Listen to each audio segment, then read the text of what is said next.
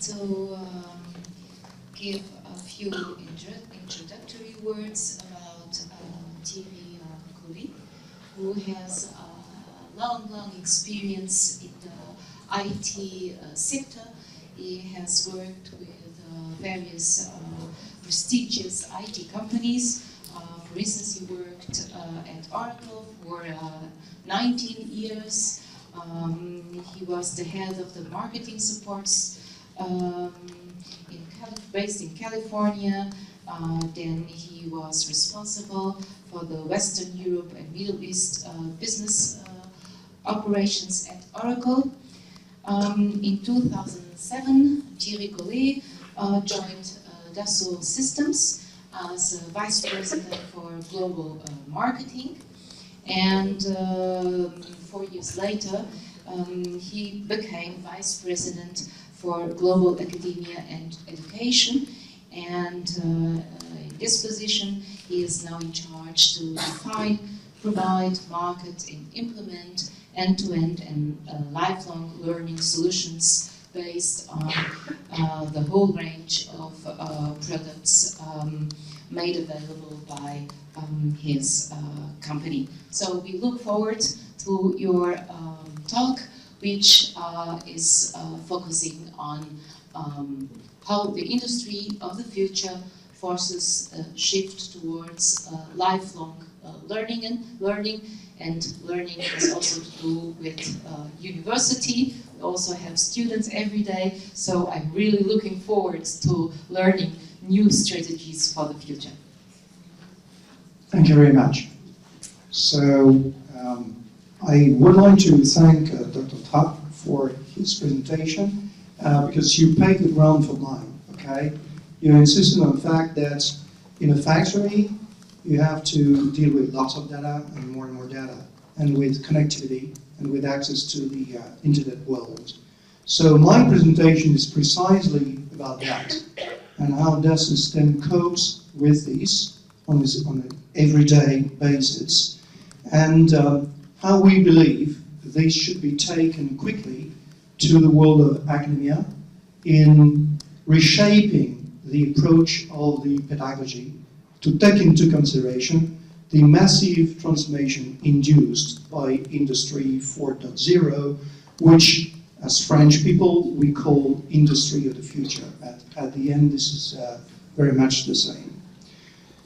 I don't have a slide on Dassault System, so maybe I will just say a quick few words about who we are. So Dassault System is a French company, a global company. This is the second largest software company in Europe behind SAP. This is the fifth largest software company in the world. We are the inventor of 3D, okay, basically. Everything that relates to 3D, this is Dassault System, okay? In the car you use today, in the bus, the train, the airplane you took to come here, you didn't know it, but it was designed, manufactured, simulated, done with Dassault System technologies, for instance, okay? So that's who we are. Okay, let's get into the context first. Here you have the overall traditional approach of the pedagogy at school. What happens? I am the teacher. You are the learners. As a teacher, I stand in front of you. I know you don't. I talk, you listen. I hold the truth. You are here to learn. So as such, I give lectures. Then I send you guys to do some exercise, to apply what I told you about. And I refer you to some books and literature, and you have to go to the library to read books by yourselves. If you have not been disgusted, sometimes you will be sent to a laboratory a few years later in general. And this is only at the very end of the courses, generally speaking, that students are being taken to a problem-solving approach, whereby what do we expect in the industry from engineers and technicians? If not, people working together collaboratively in project teams to solve complex multidisciplinary projects. And the other problems that we are facing at school right now is that teaching is done in silos. So discipline by discipline, in isolation of each other. And it's about the students to figure out why they have to go through all the different courses. That doesn't make it easy to get ready for Industry 4.0, where multidiscipline, interconnection, digitalization is at the center. So that's a big problem. And that big problem is being made even more complicated by the fact that if we want to cope with that approach, given the increase of the population, given that the worldwide population is increasing by the size of Germany every year, that 50% of the population is aged less than 15 years, we would need to build a very large university campus everywhere in the world, or somewhere in the world, every single week, at least for the next 20 to 50 years. So it's not workable. We have to change the approach. And we have to break the silos, definitely, if we want to get ready for Industry 4.0, which is not for the day after tomorrow, it's for today. So, what do we do? At Dassault Systèmes, we've taken that into consideration, and we have some sort of a process to study what should be done. So, we convey lots of research works with researchers specialized in pedagogy, with doctorants specialized in innovative pedagogy. Thanks to those works, we identified different themes where we could start transferring knowledge to schools and university to do some tests and to turn that into projects, which we start rolling out. And once we have done so, then we turn these into programs. And in everything we do, it comes together with 4 blocks. Digital practices and learning practices, because you have to learn, but you have to learn digitally. Professional practices, because what matters is employability. Okay? It has to be geared towards employability. Then we have interdisciplinary collaboration, because the approach must be multidisciplinary day one, especially in the context of Industry 4.0. And it triggers international collaboration systematically, because the world is global. Okay? Yes, indeed, there are projects like the one Bosch is in, for instance, where you have only local actors and national actors, but more and more, it's all international. Okay, and it's a worldwide market that you need to address. So, I attended the American Society of Engineering Education a few weeks ago in the US, where you have all the deans of the most prestigious American universities. And one of the outputs of the conference of there consists of listing all the characteristics that were necessary to get into a revised pedagogy in every school from now on to get ready for industry of the future. Amongst those, I have selected 3 of them, which I would like to illustrate right now and tell you how we do at Dassault Systèmes about that. So 3 of them are the ability to identify, formulate, and solve engineering problems, because this is what we do, okay, in our case. The other one will be project management, supervising, planning, scheduling, budgeting, and ability to use new technology and modern engineering tools necessary for engineering practice. So, what does it mean?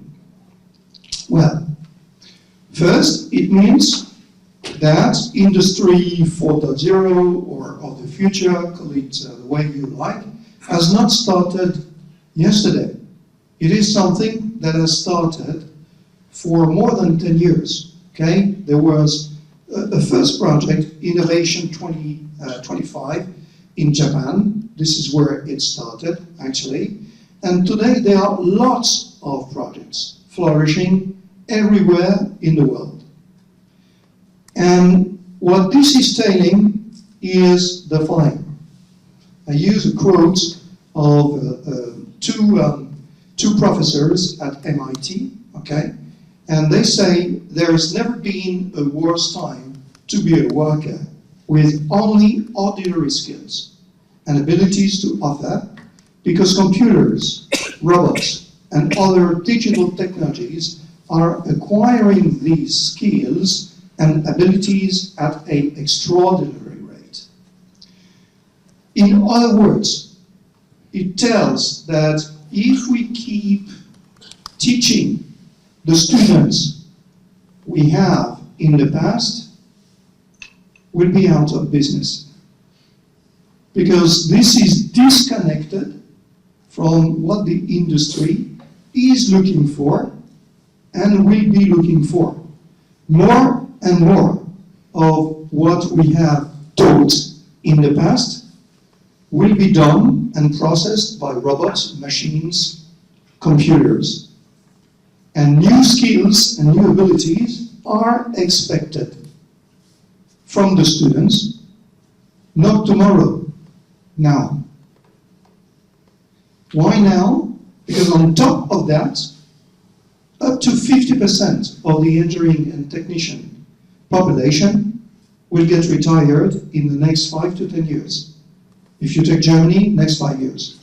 If you take France, next 7 years. If you take the US, next 5 years in aerospace and automotive. It's becoming critical, highly critical. No politicians are talking about that. Nobody in the newspaper. But I can tell you it's becoming critical. And what is happening is that more and more the industry is taking responsibility for that. Okay? So if schools are not reacting quickly enough, the industry will take it over. So the bell is ringing, really. Okay? So when we talk about industry of the future, we talk about smart factory, entrepreneurship, additive manufacturing, Internet of Things, new manufacturing methods, demand-based production, customization, global supply chains. Much of that you've touched upon, Dr. Trapp, in your presentation. Okay, so we didn't talk to each other, but this is telling you that I think we know what we're talking about. Okay, and I'd like to take you through all the things we are doing in the context of our academia and teaching. Okay, so whether this is academic, vocational, or professional education. So these are real things that we are doing with schools all over the world, okay? Illustrating industry of the future. So in the first video, you have additive manufacturing. You didn't touch upon that, but this is probably one of the most immediate illustrations of what we mean by industry for the future. So it's additive manufacturing. It's the fact that you use 3D printing technologies, combining lots of materials and totally new manufacturing methods to do things more safely, more lightly, more efficiently, okay? But additive manufacturing is changing everything in design. Because in the past, You had design, you had manufacturing, you had simulation, you had experts in topology and topography, okay, to optimize the models. It's other. Now you have to do that from the beginning onwards at the time you design things. The good news is that the technology exists. We have it at Dassault Systèmes in particular. And now you can do topology optimization at the time you do design without being an expert in topology. Things of that kind. But it has to be taught at school. And it has to be included quickly in the design classes, for instance. So this we do, for instance, with Arts et Métiers and Paris Tech, so prestigious schools in France. Virtual twin, this is absolutely critical, okay? And you mentioned that too in your presentation. Everything will be twinned. Everything will have an avatar. And all machines that don't allow that will be replaced with machines allowing this. Not just machines able to send data on the net to populate systems, but machines being able to have their virtual avatars. Why? Because all the simulation, all the preparation of the factory of the future will be done with virtual twins. Everything will be optimized virtually, and then you push on the button and it works. Even to an extent where everything which has been simulated, designed and validated virtually will be sent over as instructions to machines operating real time or not. Okay?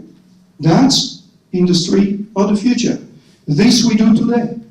And we do with schools in China, in Malaysia, in Japan, in Italy, for instance. It's about social collaboration. You say people are at the head, okay? And industry of the future is about collaborating in everything you do.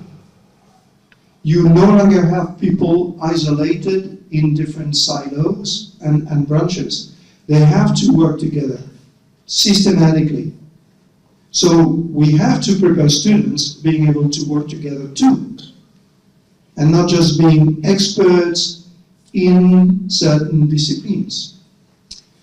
Take another example, totally different from the traditional industry. Smart buildings. Well, the way we built in the past was mostly centered on getting a good design, nice design, being nice. Well, but it has to be energy efficient. It has to be connected.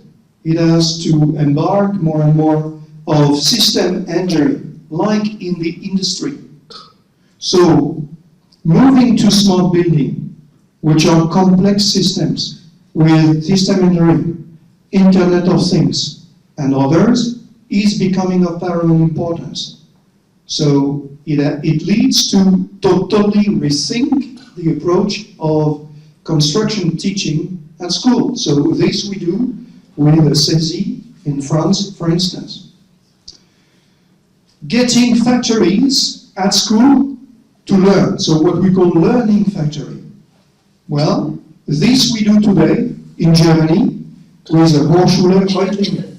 Okay? They are using our technologies to simulate virtually and physically end-to-end plants in order to be immediately ready and operational when it comes to Industry 4.0, using virtualization, using advanced technologies, using simulation, virtual twins, etc., to optimize the production process. And this they do combining business students with engineering students. In industry of the future, you have lots of composites, okay? which are extremely complicated to master. So teaching composites manufacturing is extremely important. For instance, all the Airbus, so the latest Airbus, the A380 for instance, are entirely done with composites. And this is creating industrial challenges that you can't even think of. And all is done using Dassault Systèmes technology, because we are the only one in the world capable to do it. Okay? So all that is also taught at school. And we do that with, in particular, Wichita State University, which is working a lot with Boeing. In industry of the future, you have cobotics, so which is a constant dialogue between robots and humans in order for robots to learn from humans and for humans to learn from robots and to optimize real-time production system. So cobotics is also something we do, and we do this with the Université de Lorraine, for instance. Okay? So I'm not talking about science fiction. I'm talking about things that we do today and that we can take to schools today very easily. So, what does the what we call the fourth industrial revolution call for? Well, one thing, around 85% of the jobs that will be on the market by 2030 have not yet been invented. This is what it means. So if you understand that if we keep teaching things as we did in the past, that will even reinforce the problem. Okay? So we have to quickly readjust the approach. And it means, in particular, that most of the new practices are yet unknown. And this is also one of the lessons learned, if I may, from your presentation, Dr. Tra. Okay? You're testing, you're looking for new things, new paradigms, constantly. You're researching. And some of the research will lead to industrial evolutions and new jobs, for sure. So we have to identify what changes. Then those changes are inducing new skills to solve problems. So this means that we'll be able to tell what to teach, having schools working with the industry. And we believe that the only way to make this happen is to take a project-centric learning, which is also changing the way we teach and the way we learn, okay? Because industry of the future is multidisciplinary by essence. And actually, time has come where it is possible now to move towards that new approach.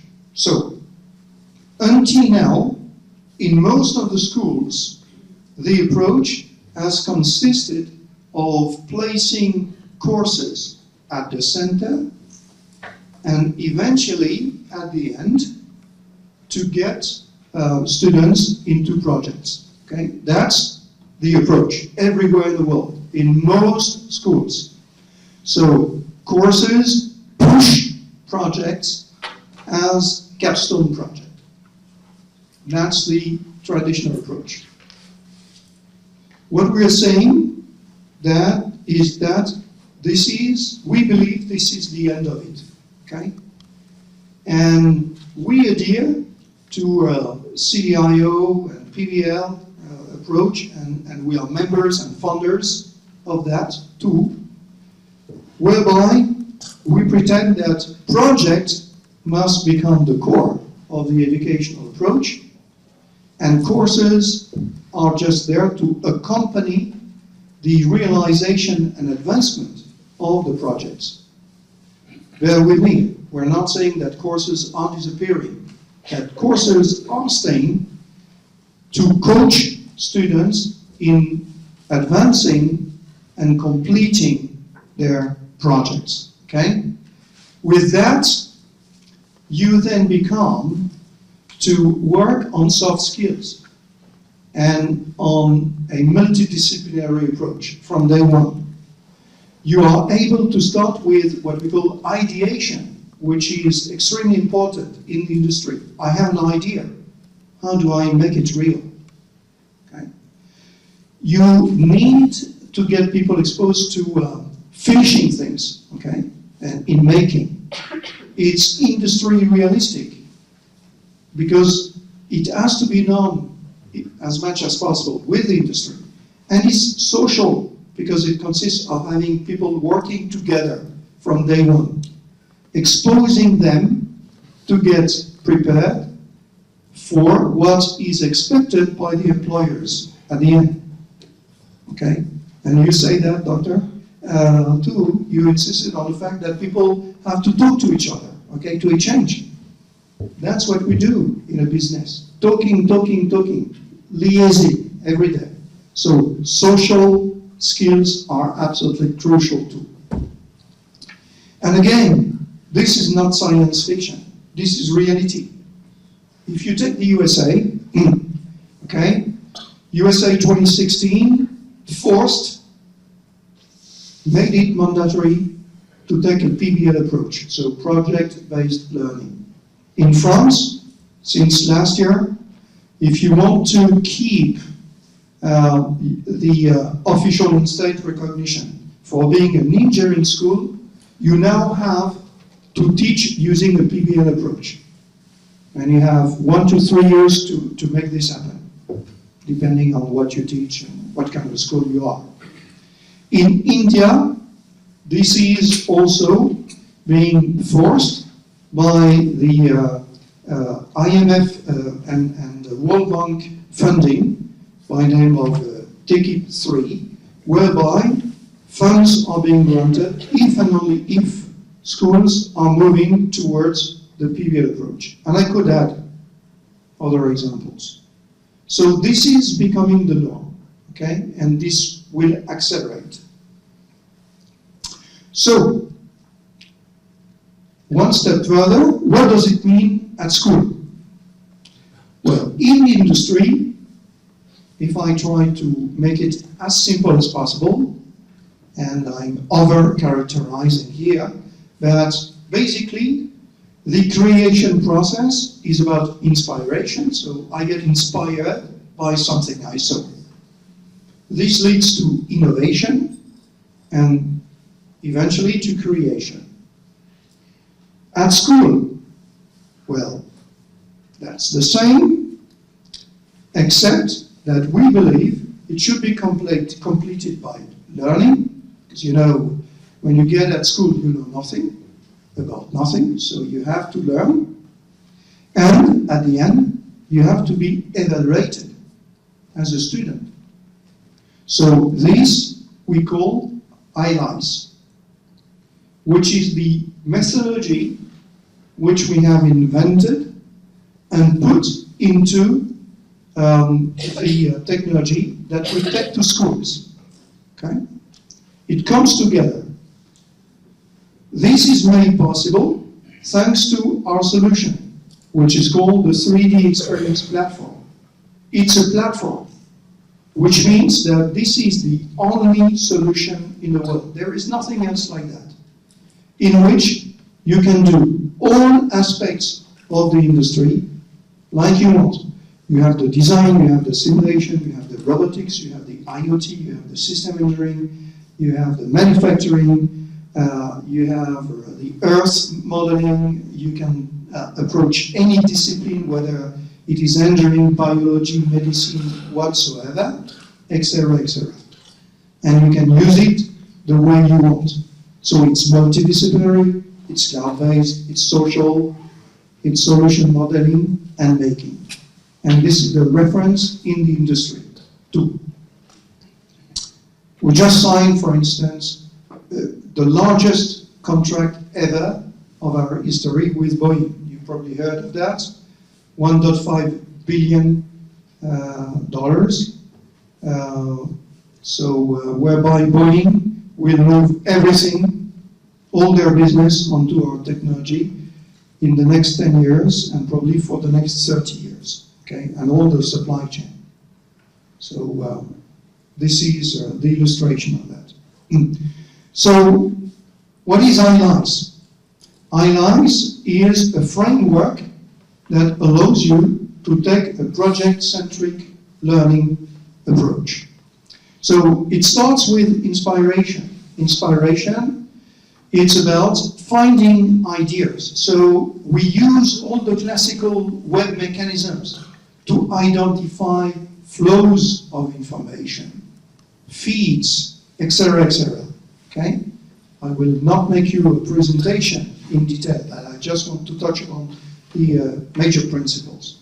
Learning, so it's disciplinary related, it's subject relevant, it's project practice related, and it's also peer learning.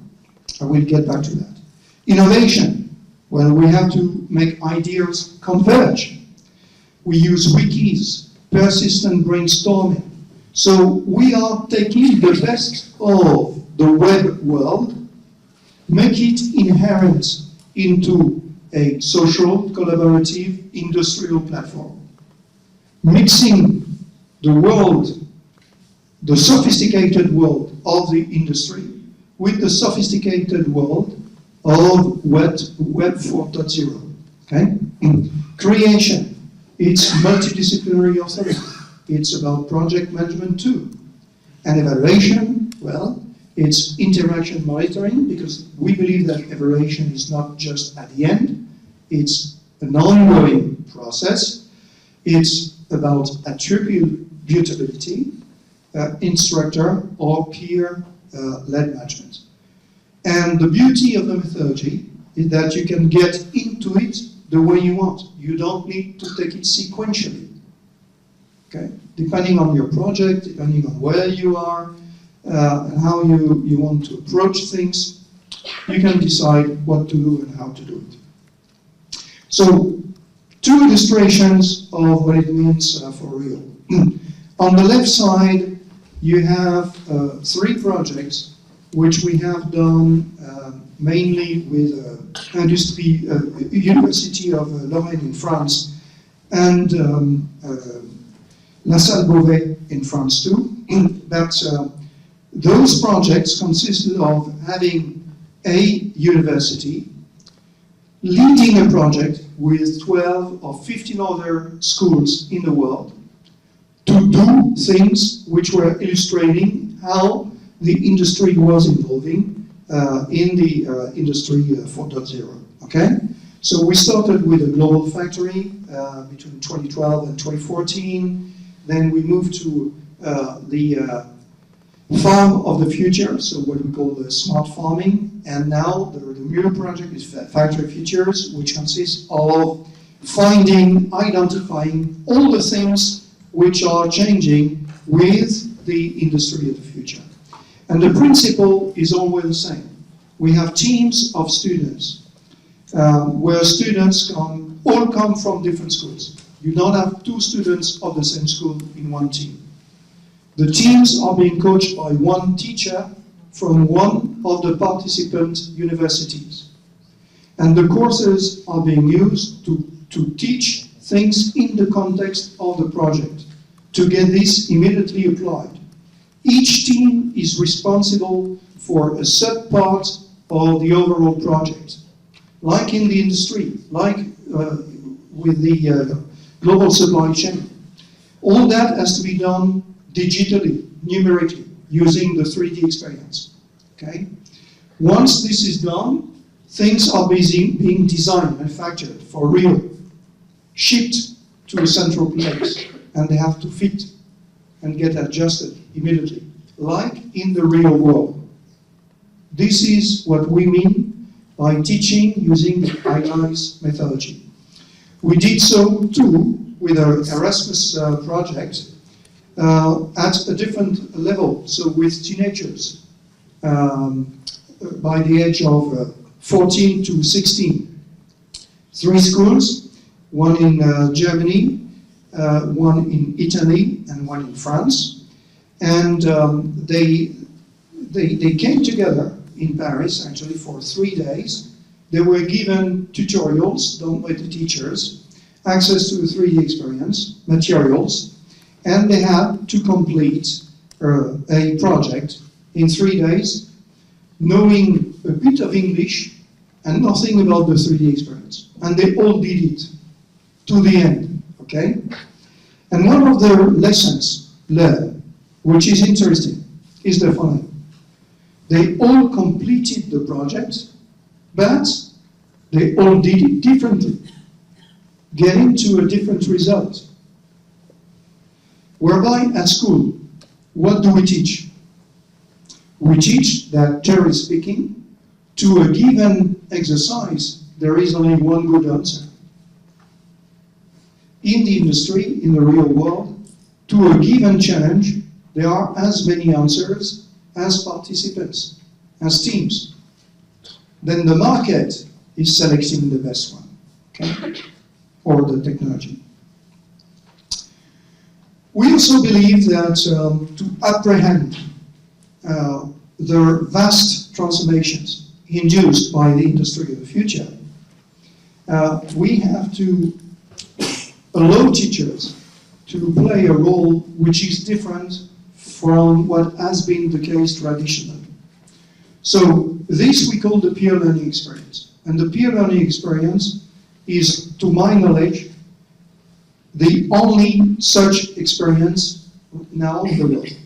It consists of having teachers, wherever in the world, working together, using the 3D experience, social, collaborative, multidisciplinary approach, to create end-to-end curricula related to the industry of the future, for those curricula to be immediately ready and employable by any teacher in the world deciding to get started with a 3D experience. Because we know that the highest obstacle consists of redoing courses. So to avoid that from happening, we have teachers all over the world doing this for the rest of the world, freely, okay? And the idea is to make all those different materials available on any device, because it's on the cloud. So you can use it from your iPhone, from your tablets, from your personal computers, and get started and do your homework wherever you want.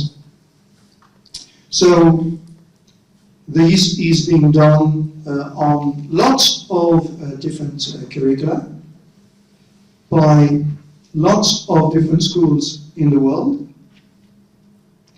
And this is how it looks like. So you are given access as a student, as a teacher, as soon as you get started with a 3D experience. And there you go. You have all the curricula with all the materials, and you can get started. And all those different curricula are consistent because they all rely on a methodology which we have invented and which we make sure is being stuck to. So you have here an illustration of some of the teachers in the world who do that. And this is what we have as of now. So 124 professors from all over the world working together. They have completed already 2 stories, and there will be 3 more coming soon. There are 125 learning modules representing already close to 14,000 hours of lessons, okay? 4 learning paths, which will be complemented by 4 more very soon, and certifications, because we insist and we believe that professional certification as a complement to academic graduation is absolutely necessary to illustrate the relevance of the pedagogical approach. Okay? So what do we mean by certification? We have a certification program. We mean the following. First of all, we allow schools to become certification centers as a complement to the academic graduation, if they wish to. Okay? And we have, I think, 200 schools being certification centers today in the world. All our certification exams are online, on the cloud. They are hands-on, and they are highly representative of what the industry is looking for. They are randomized, so that no cheating is possible. So, in other words, the same exercises are being assigned to all the students who take the exam at a given time, but all the parameters are randomized, so they can't cheat, they can't copy on each other. It aims at maximizing the employability of your students, okay, because those certification programs are being recognized by the industry. This is what is being requested by our customers. They are difficult enough. They have been existing for several years, and we observe that the average passing level stays in the range of 65%. So it's difficult, okay? The effects are measurable. We run surveys, and we can prove that if a student holds the Dassault System certificate, he or she will get a better salary by 10 to 30%, depending on the countries, and a better career. We measured that over the last 10 years. So we really believe that this is an opportunity which exists and is being offered to schools and students, if you wish to. To finish my presentation, we also believe two things. First, that the learning approach is being profoundly, deeply transformed right now with what is happening with the industry of the future.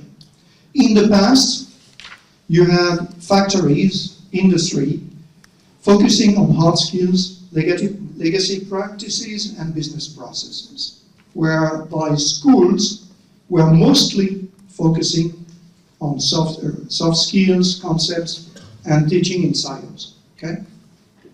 There are exceptions to that.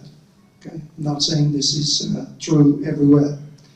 But the evolution which we see happening and which we are determined to help making happen consists of merging more and more the industry and the universities, so that the pedagogy becomes social, collaborative, digital, applied, designed together for immediate employability. And it is more and more funded by the industry, because you know the money coming from governments is drying up. We know that. Okay? So whether we want it or not, it's a fact. Because at the end, these are the ones who pay who decide. Right? So that's one belief. A second belief is that we are just at the edge of the next revolution. The next revolution will be induced by two major rising phenomena. One is artificial intelligence, and the other one is the blockchain. Okay? The artificial intelligence will bring things at school, in the learning process for everyone. It will bring behavior analysis, virtual coaching, automatic assessments, data compilation in context, pushed curricula, and so forth. So the job and the mission of the teacher will evolve in that context too. Okay?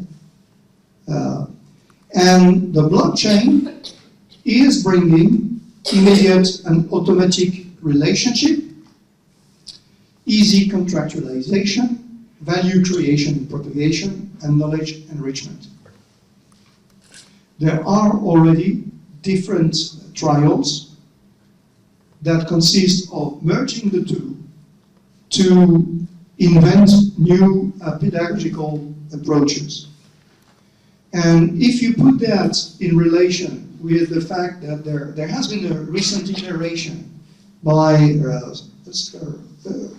a guru specialized in perspective, stating that by 2030, the largest company in the world will be a company dedicated to learning, you need to think about that. And I can tell you that we are working on this at Dassault Systèmes already. Okay? So with that, I have finished my presentation. Thank you for your attention.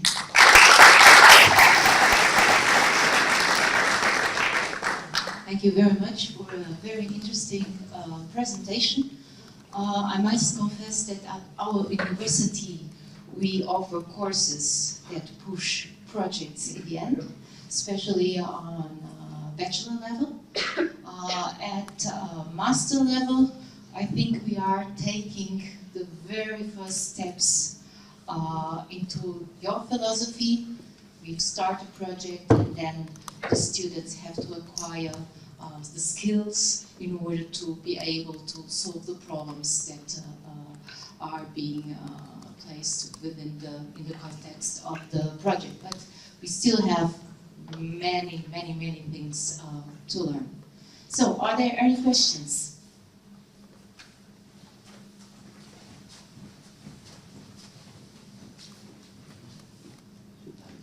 Once again, thank you very much for this presentation. Project-oriented learning is quite strong in our university in Mexico. And as you may know the start and you may know the desirable end, but the process is not always clear. It has certain uncertainty. So from the student point of view, there's a lot of anxiety on what are the possible paths to do. And as the professors, our feedback is always things like, you should think about this, you are not doing this part, you are lacking in this, which the student sees as, I'm doing this wrong, I'm doing this wrong, I'm doing this wrong, and the professor is correcting me.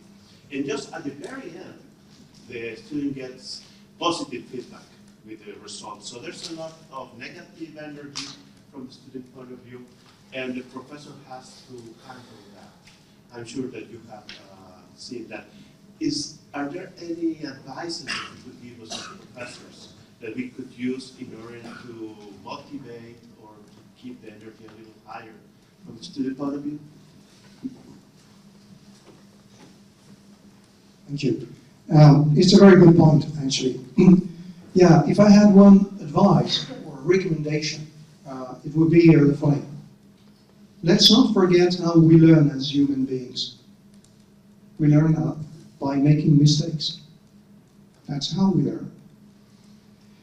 And I should have said that in our recommendation, learning by making mistakes is at the heart. Because you do it digitally. So the consequences are nil.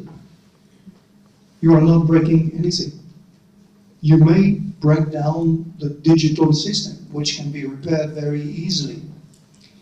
Then the role of the teacher is not to point at the student, look, what you did is so bad, okay? You're a stupid person. No, all right.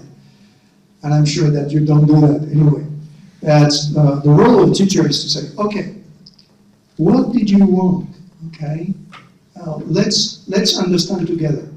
And why did you so? What did you learn from that?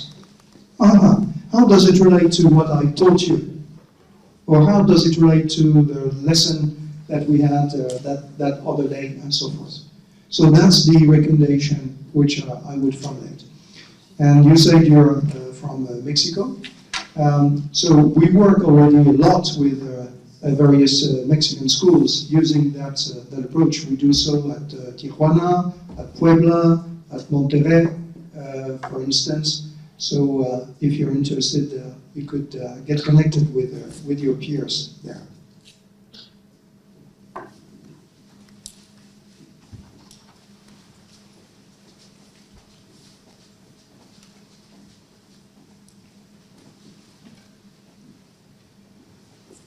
Thank you very much for your presentation.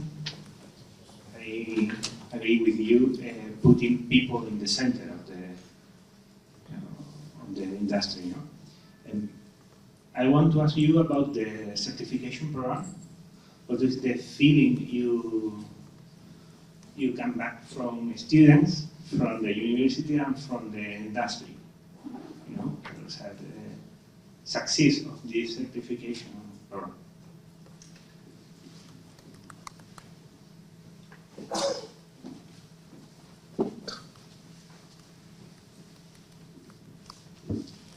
So the certification program, as I said, is bringing value to the students, okay? And we can evidence that. It's not a declaration, we have facts, we have data. Historically speaking, certification started mostly in Asian countries because the culture is very much tied to certification there. So in Japan, in Korea, and a bit more recently in China too. There, people got better jobs and better salaries, basically. Then it has accelerated in Western countries. Today, one of the countries where we have most certifications is Germany, for instance. Why? Well, simply because it is happening what I say. 50% of the engineers and technicians are getting retired in the next 5 years. There are lots of immigrants coming into the country. There are lots of people who are unemployed and willing to look for a professional reconversion. Okay, so there are lots of actions funded by the government and or the lender in Germany, consisting of encouraging people to get into a continuous learning approach with schools, universities, or without. Okay. At the same time, the 3D experience has been introduced by Dassault Systèmes to the market 3 years ago. Now it's exploding. Okay, so contracts like Boeing, we already signed a dozen of them. Okay, not up to that size, but several of them very, very large enough. And I can tell you, without giving names, that there will be more big ones coming soon. So the appeal of the market for getting people skilled, immediately employable, mastering the 3D experience technology is here. Okay, actually, today, our commercial customers are asking us two things. Work with as many schools as you can. All the schools that matter to us to recruit people from. And make sure that we can hire people who are certified on your technology, because this is our choice. So we don't have a hard time to sell it, okay? It's more difficult to get school up to speed progressively because it's a change. So changing takes time. Did I answer your question? Thank you. We still have time for one short question.